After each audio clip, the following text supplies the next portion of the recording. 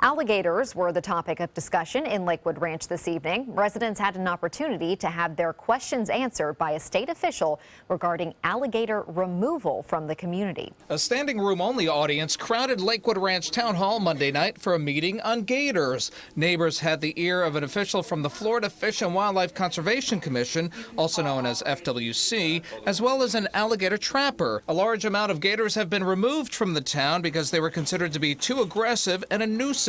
Lakewood Ranch resident Jim Higgins is fighting for the gators. The alligators, the more than 2 dozen that have been killed, are based solely on a phone call from a resident without any proof that they are nuisances. There's been a policy in place since 2015 where if an alligator is considered a danger and a nuisance to the community, it will be removed, especially if the town has received many calls about the gator.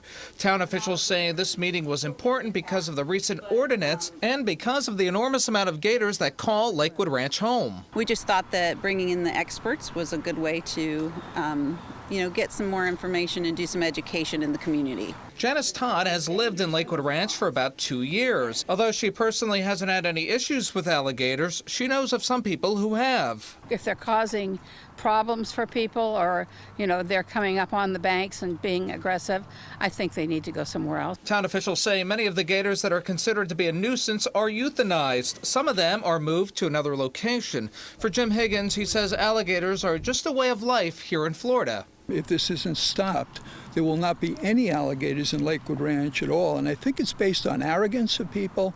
I think it's hypocritical. I think if you look at the CDC website and other information, that alligators are less dangerous to people than dogs are. And town officials tell us they don't plan on changing any of the current alligator rules. Reporting live from Lakewood Ranch this evening, I'm Rick Adams. Haley, back to you. Thank you, Rick. Tonight's discussion in Lakewood Ranch also created another discussion about the issue on our Facebook page. Elise Anderson writes, Lakewood Ranch is drained wetlands. What did they expect?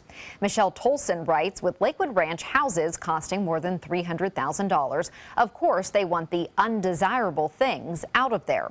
And Gail Nagy writes, it's Florida. There will always be a cycle of alligators where the birds drop babies into ponds and young adults will attempt to walk to ponds that have no competition. If you would like to join the conversation, you can visit our Facebook page by searching for ABC7 Sarasota.